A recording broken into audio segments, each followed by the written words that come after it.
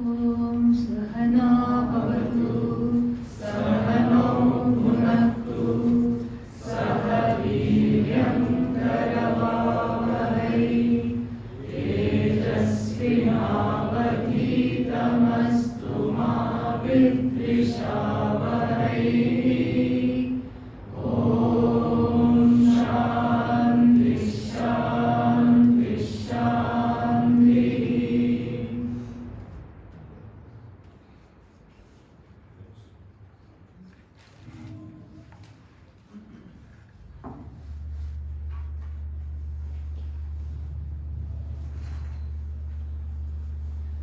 The two parts of the Veda about which we have been hearing a lot in both the classes, the morning and the afternoon,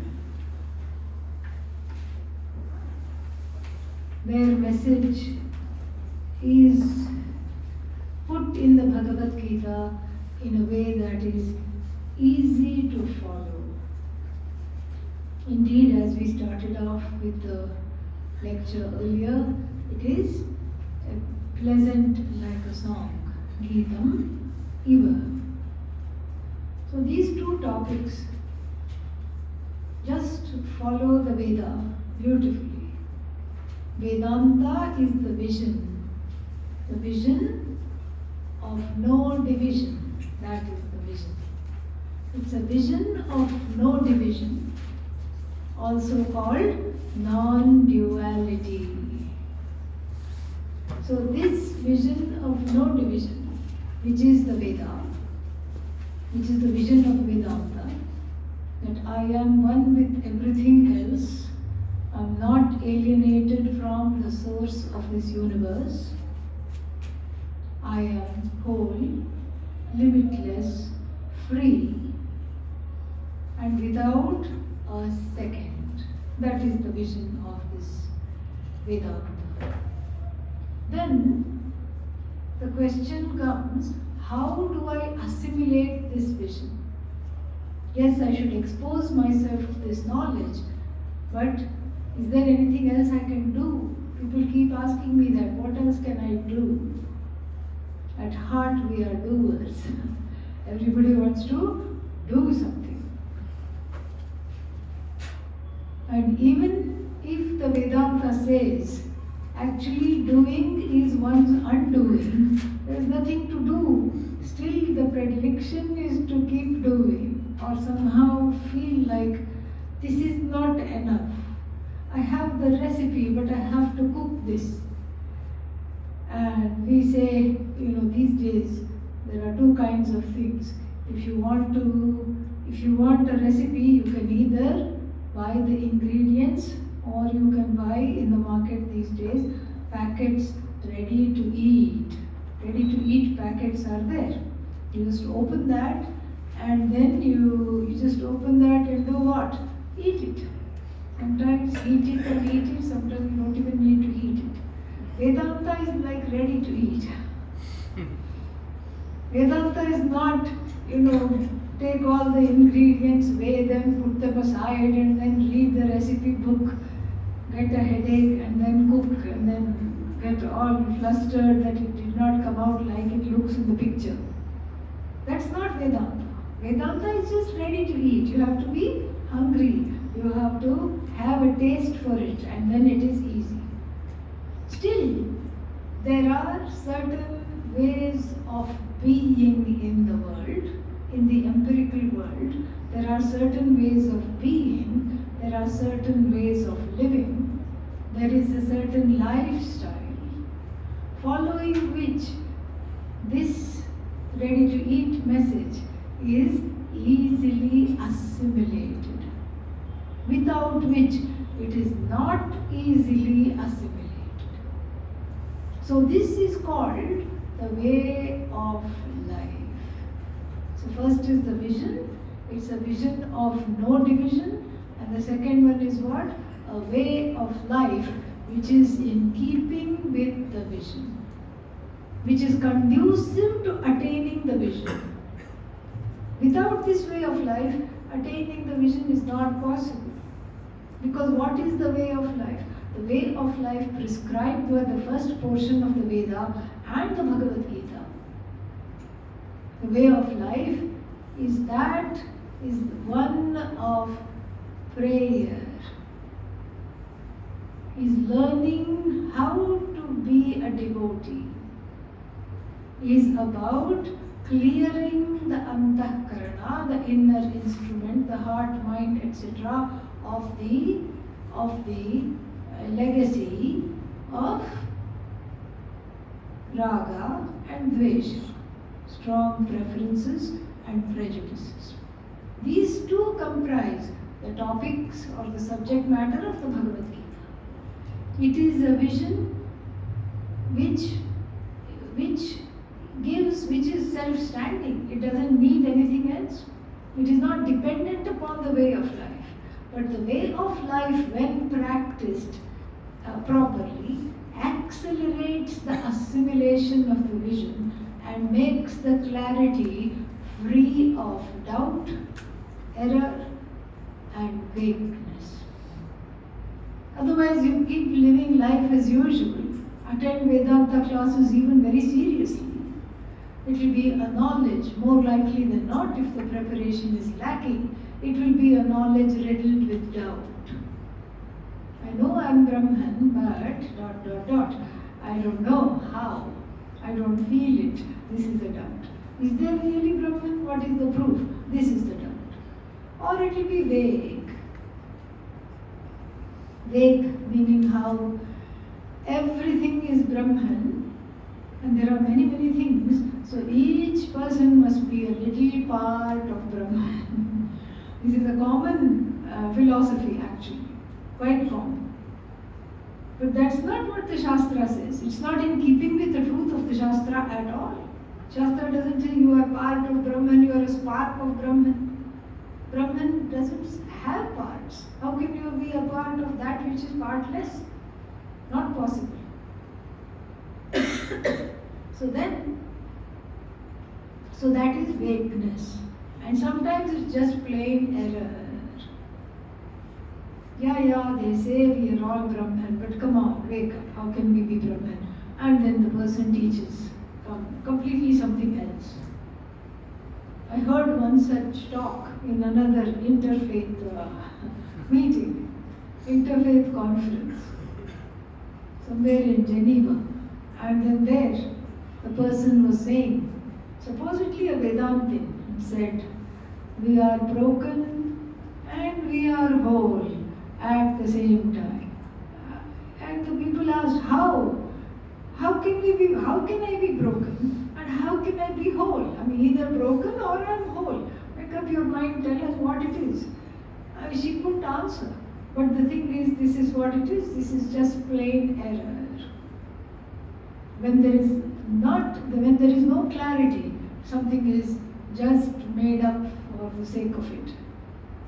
And so therefore, the immersion into Vedanta is done after wearing a body suit of Shama, Dama, Uparati, Titiksha, Shraddha, Samadhanam. All this will be told in the Tattva Bodha in great detail. Suffice it right now to know a resolved mind, a say over the ways how my karmendriyas, my organs of action behave, discipline with regard to how the hands and legs behave. I don't kick people even though I feel like it. These are the kinds of things. And then, what else? So then, Uparati, letting go, Shraddha, trust, Titiksha, the ability to have forbearance, the ability to put up with difficulty for the sake of knowledge, the ability to put up with some difficulty. I like the course, but I don't like the person sitting next to me. Well, it is alphabetical, so I put up with it. All right, and so this is how it is, and there is some growth there.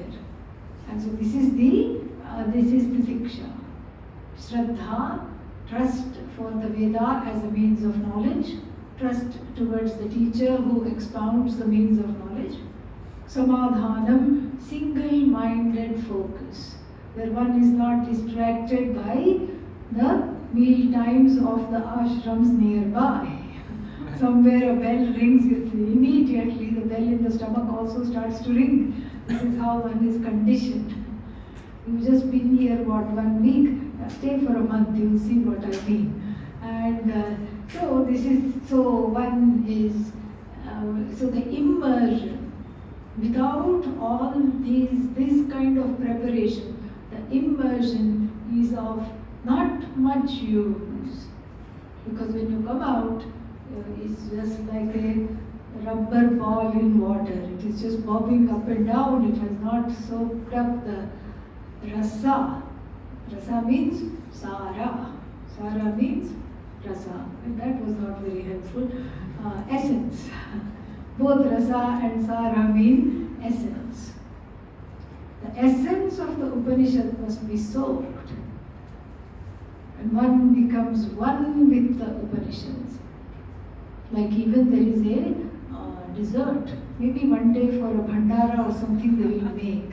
I will pray for that they make that. So you get to have that. What is it called? Gulab Jamun. Yeah, everybody knows. A ball of calories dipped in 3-string sugar syrup. Okay? Sugar syrup also has strings, apparently. But that is outside the scope of this talk. So we are not going to go there. How it has strings and all. You can ask somebody who's a chef. Okay? So in a very thick 3-string means thick sugar syrup. So each of these jamuns, these little ball of calories, frying in the hot oil of samsara, rescued by the Guru in the form of the slotted spoon with holes in it. And then what? The Guru takes them and dips them. The spoon takes these balls, jivas. Jivas frying in the hot oil of samsara. Trahimam pahimam. Artatrana parayanasya bhagavan. Gangadharo me nati. Save me. Help me, take me, take me out of this vat of hot oil. Are you even there? You heard, we hear that you even went to the help of an elephant. That's what Vishnu did. He went to save an elephant because it trumpeted out his name. And here you are not coming to me. And of course, Bhagavan sends the Guru, who then takes these jivas out, frying in the hot oil of samsara. Samsara means a life of constantly becoming something or the other. Constantly addicted to achieving, even though one wants to be satisfied with who one is. So then the Guru transfers these jivas, these fried, literally and figuratively, fried balls into this sweet sugar syrup, not just sugar syrup. Sugar syrup with, what is that? Ilaichi, cardamom, saffron, and the word gulab means rose. Rose essence is put in the sugar syrup. Fragrant sugar syrup. So just like that, the sugar syrup of the Upanishad, the cardamom is Kathopanishad, saffron is Chandogya Upanishad, and the rose essence is what? Brihadaranyaka Upanishad. And then these jivas are there, and at first there is resistance, there is fear, they refuse to be a sponge. And that's not when the gulab jamun is ready to eat. You should talk to the jamuns at all. You should just put a lid on them and go away. They should stay immersed, even though they say, I can't handle this. I need to leave the ashram. Okay, not the container here. The container resembles the ashram.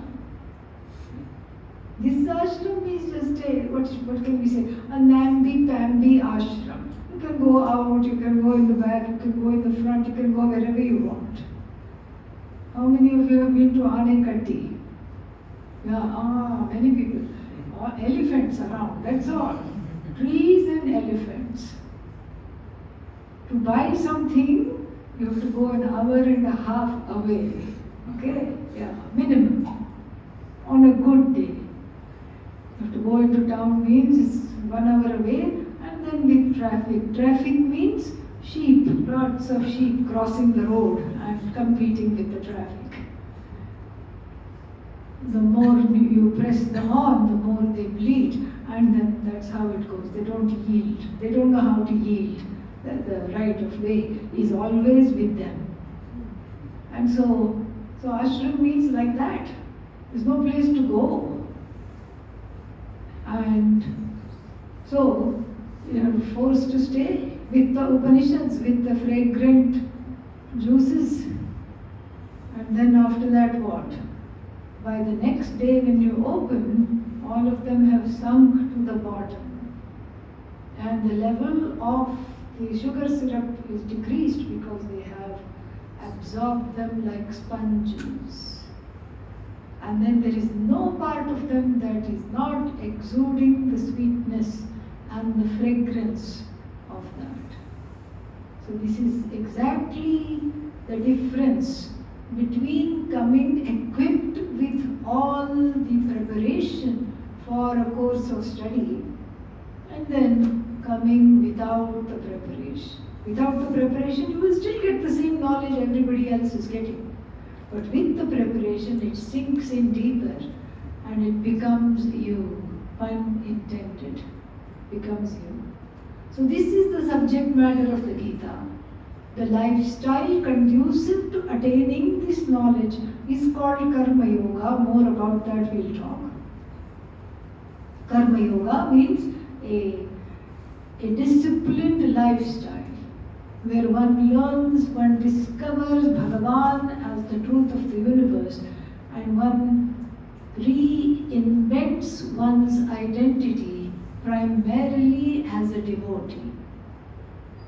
First a devotee, then a son, a daughter, devotee daughter, devotee son, devotee employer, devotee employee, devotee brother, devotee sister, devotee spouse. This is how one learns to do this. And then and also the culmination of Karma Yoga is learning how to be prayerful. Prayerful is not just praying all the time. Some people do that, Rama, Rama, Rama, they keep saying that's wonderful. That's not what we are talking about here. Prayerful means something else. It is converting an act of discrete acts of prayer, whether verbal chanting or whether ritualized puja like we see in the temple, or whether mental japa like we do in the meditations. It is converting discrete acts of prayer into an attitude of prayerfulness, where anything I do is full of prayer. Whatever I do is converted into prayer, is done with reverence and devotion and as an offering to Bhagavan. That's the culmination of Karma Yoga. This is just briefly to talk about. And this kind of a yoga involves sacrifice. Sacrifice of what? Raga and Dvesha. Whatever I want, I cannot do. Pujya Swamiji used to say, this was his favorite phrase, anything that you love is either illegal or immoral or fattening, has too many calories. This is the problem. So here we go against all that, against adharma. You go with dharma, and when you want to lead a dharmic life, one has to sacrifice a lot.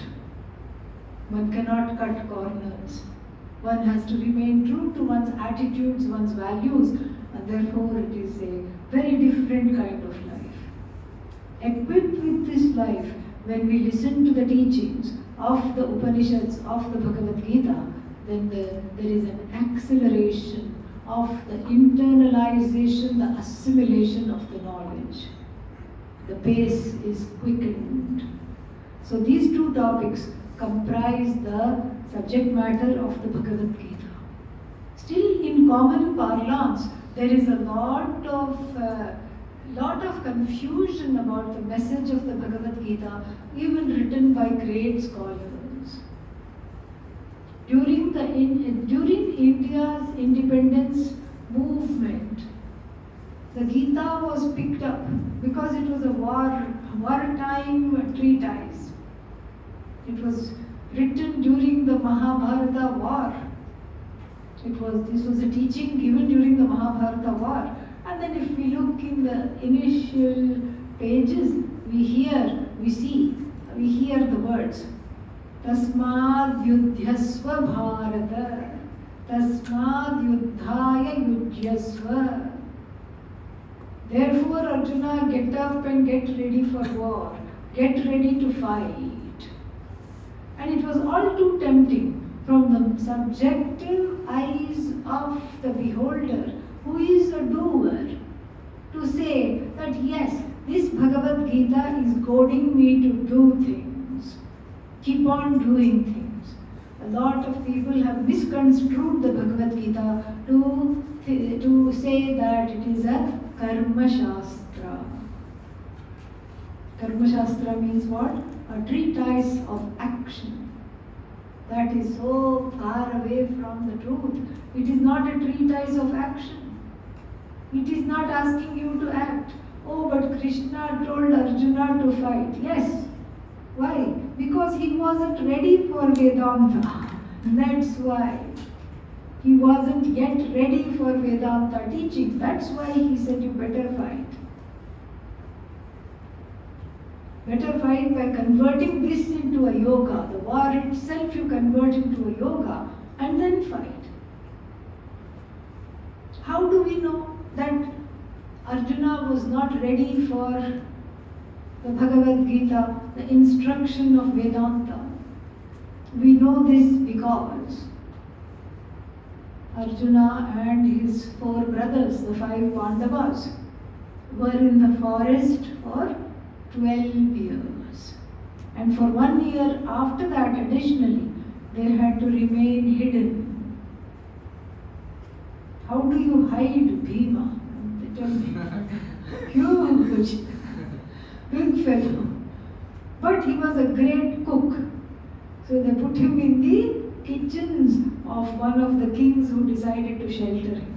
How do you hide the valor of Arjuna? He pretended to be transgendered, and then he went into the women's quarters and he was teaching them dance and music. This is how they spent 1 year. So in the 12 years they were in the forest. Arjuna did not even have one thought about sannyasa or about this knowledge. He never had the desire for this knowledge. I'm sure in the forest he met a lot of rishis, munis, sages, jnanis. Never once he asked for this knowledge. Never once did he say, I want to really let go of this war, I don't want to go back, I'm just going to go and I'm just going to choose this knowledge. In fact, the whole time he was bloodthirsty. Arjuna was very bloodthirsty, so was Draupadi, the wife, because Dushasana had insulted her by inviting her in a big sabha, in a big assembly, to sit on his lap. And Draupadi said, unless I'm not going to comb my hair anymore, I'm going to grow dreadlocks. I'm never going to comb my hair. Why? I want to oil my hair with Dushasana's blood, drawn from the same thigh which he patted and asked me to come and sit on his lap. They were all in that mood. Nobody was wanting Shanti and Atmajnanam, that was far away. Confronted with the difficulty, he suddenly wants to take sannyasa That is why it is very clear he wasn't ready. So therefore, he wasn't ready for the drastic step of leaping from the first to the second portion of the Veda.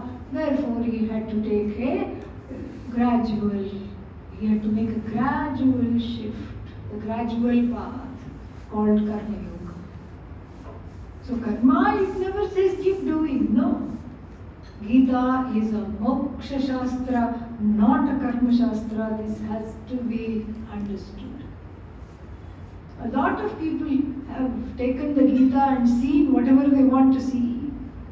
But that doesn't make it a karma shastra. This has to be really, really understood. It's a moksha shastra, it's a treatise that unfolds the nature of yourself as free, whole, and not coming to an end, infinite, limitless. While talking about this knowledge, the lifestyle is given to be able to accelerate this knowledge, the internalization of this knowledge more quickly. So with these words, let's make an entry. We will start with the Dhyana Shlokas. The Dhyana Shlokas were not composed by Vyasa. Vyasa is the author of the Mahabharata in which the Gita occurs. So, he is not the Veda Vyasa he is called, because the Veda was just one big ball of knowledge. And Vyasa was very, very prophetic. He knew, he was a Duradarshi. He could see into the future that this Veda would be lost unless it was accepted by the people. So he divided it into 4 and gave it to families to keep. Even now somebody will say, I am a Krishna Yajurvedi. And the person who says that may not even know one mantra other than Gayatri, but they still say that with pride. I am a Yajurvedi. When they introduce themselves to elders and all, they say, this is my lineage, this is the father, this is where I come from, and I am a student of the Yajurveda, I am a student of the Rig Veda. You say that. Even though you barely know the Rig Veda, but this is how it has been kept. Even to this day in families, it has been kept. A very efficient protection against all kinds of colonizers. From what? From Alexander not so great to not so great Britain, all the way. All the colonizers. They could not touch it. If they wanted to decimate the Vedas, they had to kill off everybody who knew it, and that was impossible because the knowledge had proliferated. They may not have known the meaning, but they knew all the mantras by heart. Each one was a walking encyclopedia. This is what Vyasa accomplished, and that's why he is called Veda Vyasa, a person, a sage of big intelligence. And so he did not compose these Dhyana Shlokas, somebody else composed them, some other Bhakta.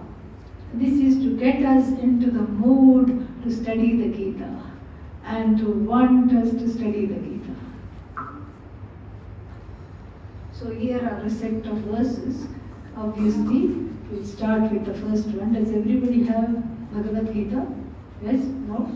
Maybe? No? What to do for you?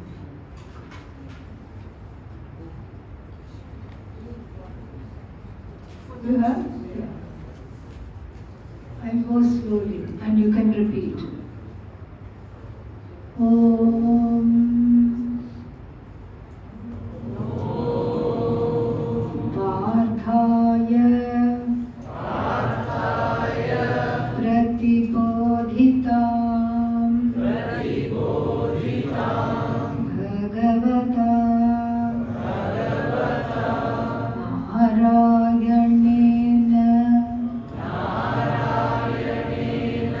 Swayam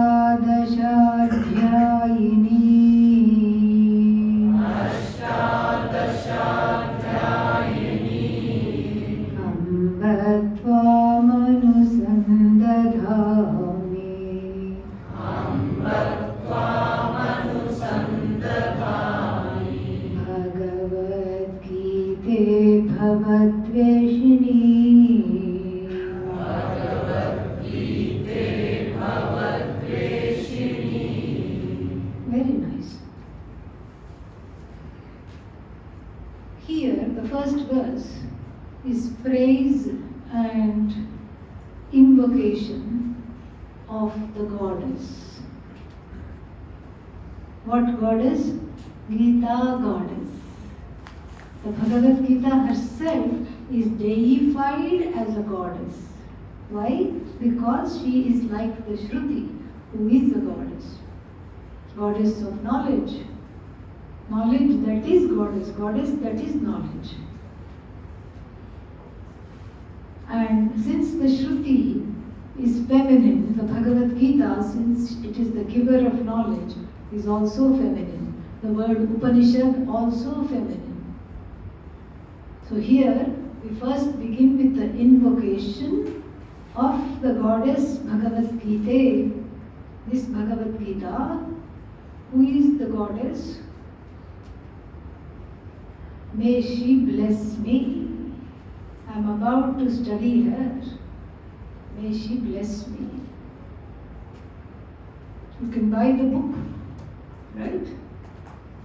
See, all these pursuits, Artha Kama pursuits, even Jnana pursuits, are divided between Lakshmi and Saraswati. In the Hindu tradition, men don't have a chance. It's all female, female, female everywhere. Lakshmi, female. And then she has everybody dancing behind her. And then few go to Saraswati. Saraswati is not jealous. She just waits for those to come.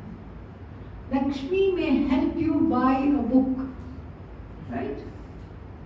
Lakshmi will help you to buy a book. You have the money, you go, you buy a book.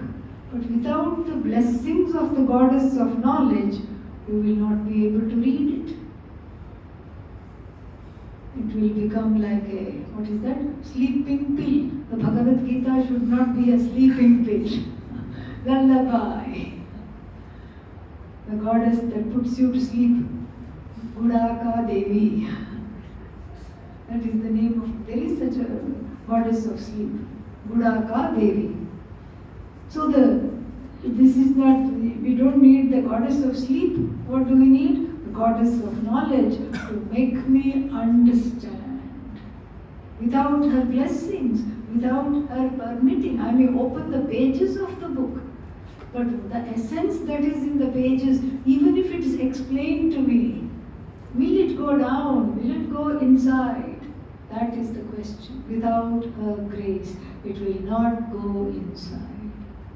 And so therefore, first is the invocation of the Devi called Gita Devi, Bhagavad Gita. Bhagavad Gita in the form of the goddess. What kind of a goddess? Mother goddess. Amba. Hey Amba.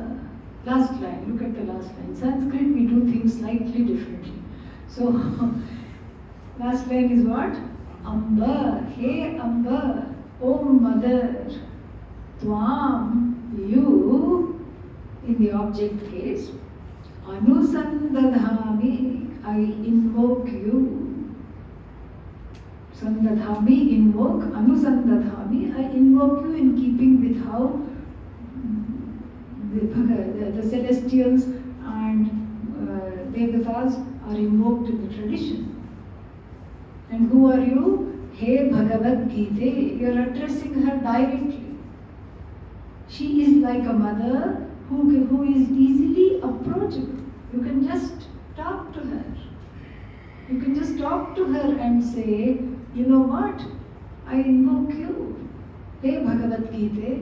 Oh Bhagavad Gita. Who are you? Amba, the mother. Why are you like a mother? What does the mother do? She feeds. She nourishes. She nourishes the body. Here she nourishes the jiva's thirst, jignasa, for the knowledge. By showering the nectar of wisdom. That is how she nourishes the thirst for knowledge, the student's jignasa, by showering the nourishment of the nectar of infinity. So, Tvam Anusandadhami, I choose you, I choose to invoke you, O Bhagavad Gita. Who are you? Bhavad Dveshini. Dveshini. Dvesha means what? Hello. At least one sign of life, show me. What is Dvesha? Aversion. Huh? Aversion. Yes. So here she is a Dveshini. She has aversion. Oh, even goddess started to have aversion. Towards what? Bhava. What is bhava? Samsara. Some sorrow or the other. That is what it is. She is bhavadveshini, the hater of samsara, the destroyer of samsara. If there is one thing she is ready to destroy with all her arms, and here she will be shown to have 18 arms. Why? 18 chapters. Each chapter is one arm, holding a weapon. All of them, all these weapons are nicely sharpened, ready to destroy bhava. Bhava means samsara. What is samsara? A life of constantly wanting to become something or the other. I want to become this, I want to become that. I want to become famous. Okay, are you happy now? Now you are famous. No, but I want to become rich and famous. Okay, you are rich and famous. Are you happy now? No. I wish I had children to pass all these riches on to. Adopt some. All right. Okay. Are you happy now? No, they didn't get adjusted in the house. They don't like me very much. Always there is a complaint. Always there is an expectation. Nothing is enough. In fact, the name in the Shastra, the name for fire is Anala. Alam na vidyate yasya. The one who does not know the meaning of the word enough. Alam means enough. Anala doesn't know the meaning of ala. Alam. That is how the fire is. It has one village for breakfast, and then what? It goes to the next village for lunch. That's all it does. It never says enough. Even in a yajna, you go on putting ghee. It doesn't say, I think for the sake of cholesterol, I need to hold off. Never. Keeps on taking the ghee, keeps on taking the ghee. Just like this fire. The fire of raga, dvesha, the conflagration of desires is very, very, very difficult to assuage and has just spread beyond one's management like a forest fire, unmanaged forest fire which is just burning, burning, burning. That's how the raga dveshas are. And that is what each time you fulfill one, so many others come up. Like there is one demon called Raktabijasura, also vanquished by the goddess. And then it was said that demon doesn't mean some devil, okay? We don't have devil in the tradition, which as a parallel reality to God. We neither have devil nor have devil minus the E. What is that? Evil. Evil also we don't have. Devil also we don't have. But what about these asuras, rakshasas? Oh, don't worry about them. They are all devotees with a hubris. Devotees gone wrong. Devotees with too much pride. That's all it is. Devotees who have lost their way. This is who the asuras are. And so here, the bhava is that which takes you away from the goddess, away from the Bhagavad Gita. So this samsara addiction is an act of self-sabotage. It is where you eschew and put aside again and again the things that nourish you, you deny them. You don't take them. Even if somebody is giving it to you, you don't take them. Just like somebody given to alcohol will not see reason, go to a rehab, no, absolutely not. So similarly, the samsaraholic will not see what is there that is going to get me out of this conundrum of constantly wanting and never being satisfied. 6-month course is a rehab from samsara addiction. That is what it is. Yes.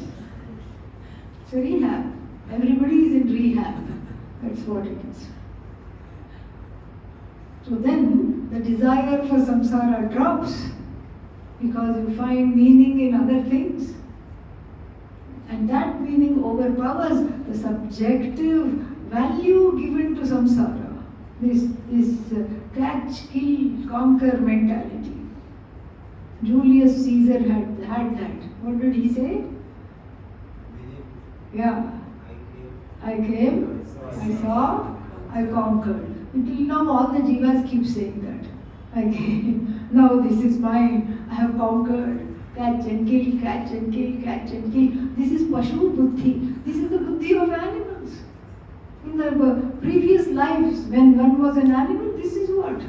This is my carcass. I have caught it and killed it. You stay away. Keep the other things away. This is mine. And the other animals are hovering, but this is a whole bison. And how will you eat all of this? Doesn't matter. I still want it. And then you'll eat a little bit and go away. At least it's better than a human being. Human being after eating will also guard it. This is for the next generation. We'll discover refrigeration and we'll discover freezer and then put it in the freezer for the next generation. Keep on hoarding, hoarding, hoarding. This is all samsara. This is all the addiction to samsara. Feeling like I'll never have, I can't let go. This is all bhava. So she is Bhavadveshinim Anusantadhami. I invoke the one who puts an end to samsara. How does she put an end to samsara? Let us see. Because she is Advaita. She is the knowledge, the embodiment, the incarnation. Third line. She is the embodiment, the incarnation of the knowledge of the self as non-dual, which she showers. The shower of eternity. She reigns eternity. Bhagavati, the goddess, I invoke, the 18-armed one, Ashtadasha Adhyayini. Adhyaya means chapter. The 18-chaptered one. And then somebody who wrote this? Vyasena Grathitam, put together by Vyasa. This Bhagavad Gita, the goddess which was put together, not that the goddess was put together, the work Bhagavad Gita was put together by who? Vyasa. Who is Vyasa? Purana Muni. Purana Munihi. In Hindi we have a word Purana, which means what?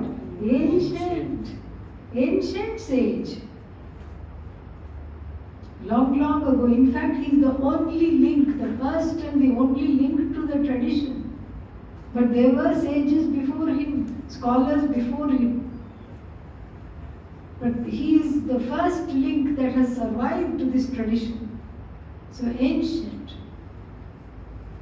And also here is the fun. Vyasa is also responsible for codifying the 18 Puranas. And that is all these mythological stories of other yugas with a certain moral there. In fact, they all have Vedanta. The stories of the Purana have Vedanta. They have Dharma. They have Vedanta. They have cause and consequence. If you do this, this will what will happen. So like Garuda Purana, etc. describes all the varieties of hell and who is going to go there and what will happen. And even the Buddhists have versions of this, similar. And if you go to Sri Lanka, there is a place called Kandy, not spelled with a K, okay? Yeah. There are these, what are they? Some caves, Dambula caves. And if you go into these caves, the various realms of hell are not only described but pictured in gory detail in papier-mâché life-size figures. Somebody is hanging with blood dripping, somebody else is being churned alive, and somebody else is being thrown into a pit, somebody else is being stretched like this, and then there is all these Pali scriptures which say, what do you have to do in order to get to this fate, so that the living beings can avoid that.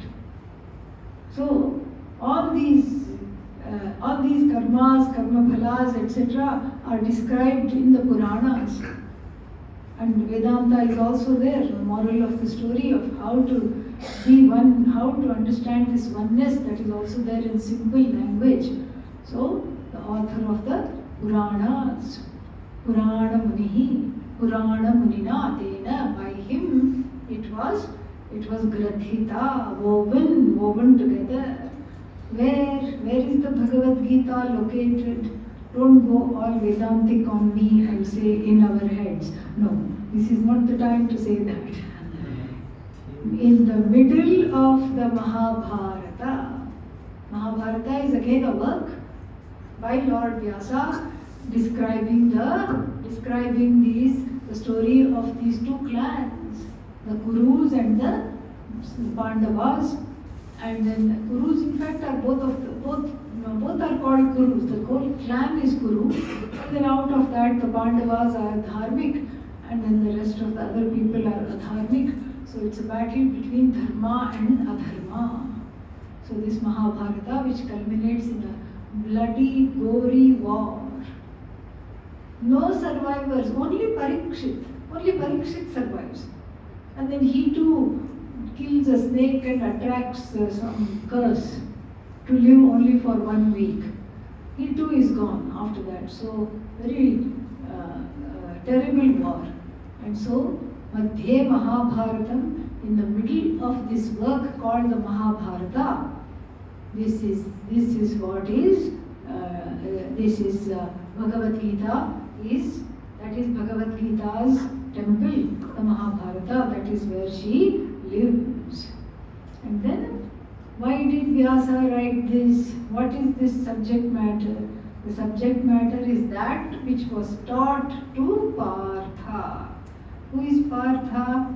Prithayaha Arjuna, yes. Prithayaha Putra.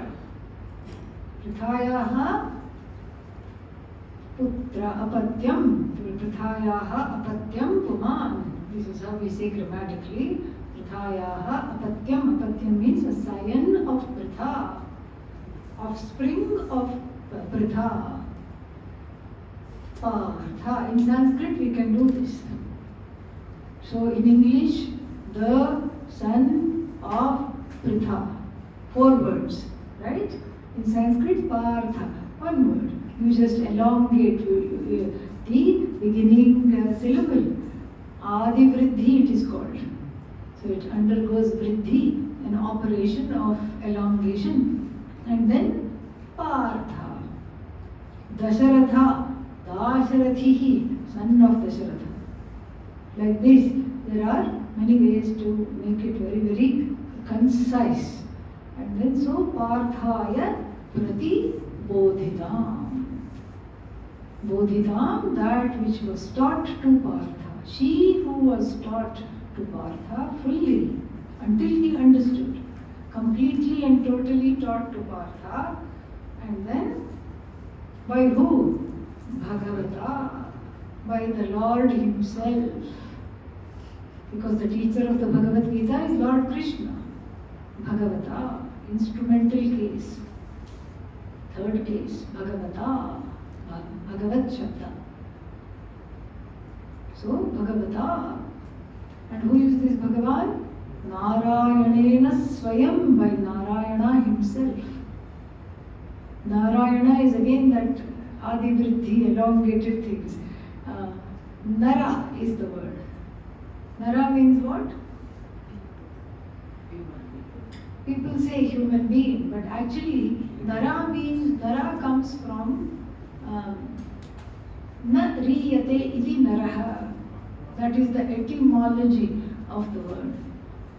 What is the word for etymology in Sanskrit? Vyutpatti.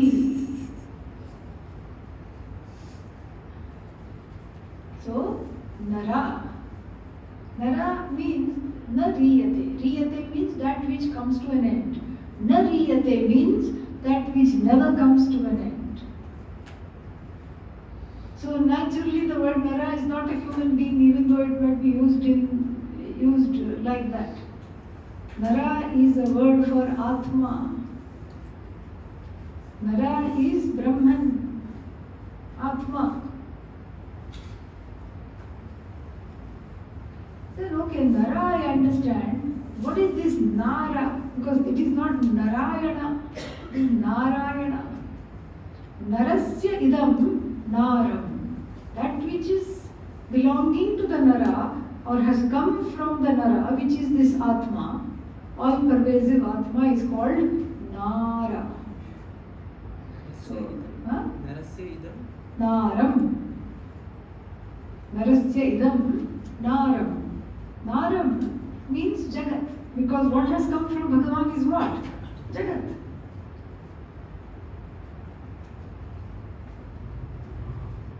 Then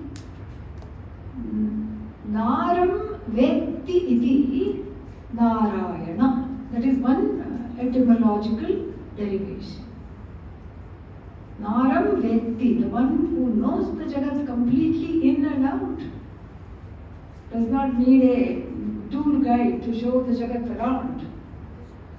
The one who knows the Jagat, because the one who is the creator of the Jagat knows the Jagat completely, is called Narayana. That is one etymology. And in the second one, it is another etymology is also there. Nara is Nariyate. The Jiva also never dies. Jiva is always there as Atma with a complex really, and which has identified with that the whole series of complexes. So that one is there. So Nara here you can take human being. Ayana. Ayana means goal. The goal of the human being, the culmination of where the human being is headed, is called Narayana. Narasya Ayanam Narayana. The goal of the human being is Bhagavan. So by this Bhagavan itself the teaching was given, written, reported by Lord Vyasa. But the teaching is given by Bhagavan. And this makes it free of errors. It's easy to have Shraddha. If somebody says the neighbor has written Bhagavad Gita, nobody cares. Nobody cares. Why the neighbor, even I can write, will say. But if you say this has come from Bhagavan, Bhagavati, this is Bhagavati which has come from Bhagavan. This is the goddess, goddess of knowledge incarnate, which is non-separate from Bhagavan. Then you sit up and you want to study. This is the first verse. Let me make sure we have covered all the words. Yeah. Narayana Swayam means by himself alone. Vyasena Grafita. Yes, we have seen all the words. Namostute. Namostute. Vyasa Vishala Buddhe. Vyasa Vishala Buddhe. Pullaravinda. Pullaravinda. Ayatapatra Netra. Ayatapatra Netra. Yena Tvaya. Yena Tvaya. Bharata. Bharata. Tailapurnaha. Tailapurnaha.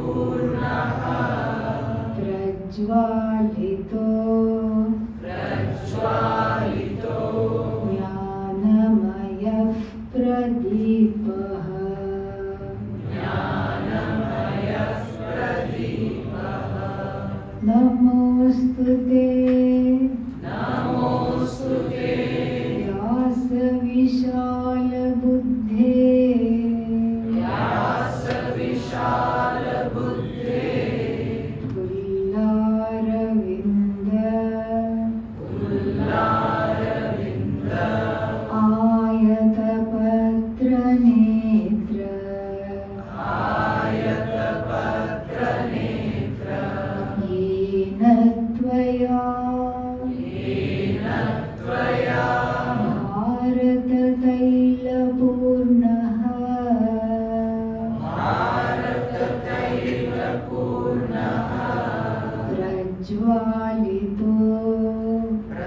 प्रज्वालितो ज्ञानमयः प्रदीपः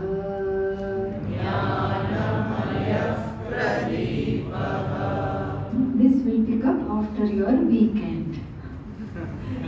Weekend hasn't started, okay? Satsang is still there. After 9 o'clock, weekend will start.